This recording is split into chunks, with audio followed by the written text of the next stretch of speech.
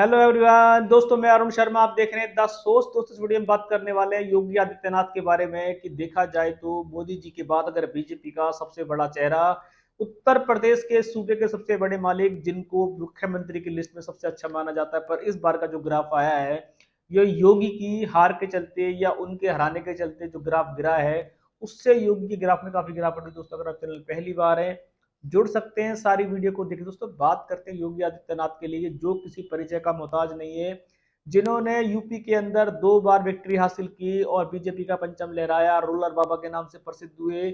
जनता ने उनके कामों को सराहा और महिला संरक्षण को लेकर उन्होंने बहुत सारे काम किए जिससे योगी सरकार सेकेंड टर्म रिपीट कर पाई। और देखा जाए तो जब भी मुख्यमंत्री के सर्वे होते थे तो हिंदुस्तान में सबसे बड़े मुख्यमंत्रियों की बेशुमार लिस्ट में योगी आदित्यनाथ अपनी पकड़ बनाए हुए थे। पर इस बार के आंकड़े चौंकाने वाले हैं कि योगी आदित्यनाथ के चलते अयोध्या की जो हार हुई, जो यूपी में उन पे गाज गिरी और उनके अपनों ने ही उनके खिलाफ मोर्चा जो खोल दिया, उससे बीजेपी में बगावत देखी गई।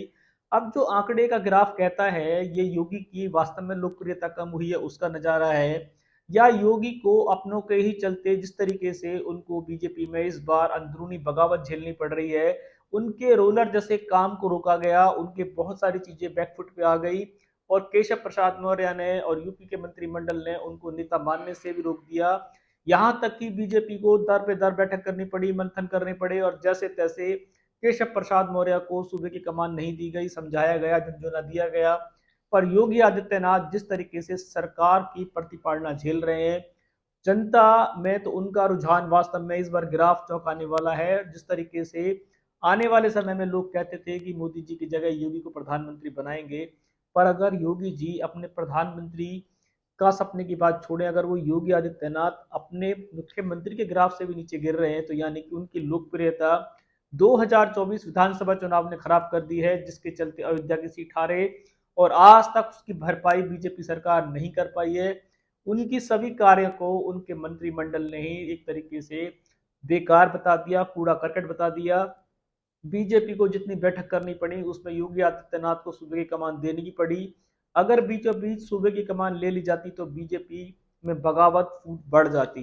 पर देखा जाए तो योगी आदित्यनाथ जो जनता में लोकप्रिय होने के बावजूद अपनी सबसे अच्छे मुख्यमंत्री की जो लिस्ट में उनका नाम बेशुमार चल रहा था उसके वो इस बार पायदान से खिसक गए हैं। और ये खिसकना योगी सरकार के लिए चिंतन का विषय है। साथ साथ योगी सरकार के साथ साथ बीजेपी सरकार का चिंतन का विषय है कि जहां मोदी जी अब तक अपने एजेंडे पे कायम है, वहां योगी अपनी लिस्ट से कैसे पायदान से खिसक गए। इंडिया गठबंधन के साथ अखिलेश यादव की बात करें तो अखिलेश यादव जहां बीजेपी के और बीच में जब भी फाइट होती थी वो 3 से 4 सीटें लाते थे, इस बार उन्होंने 38 से 40 सीट देकर योगी के गढ़ को भेज दिया है और योगी को चौंका के रख दिया। जिस तरीके से अखिलेश यादव का डंका बाजा है उससे योगी की देखा जाए तो नींदें उड़ी हैं, उनका मंत्रिमंडल में धड़ाम भड़ाम हुई है।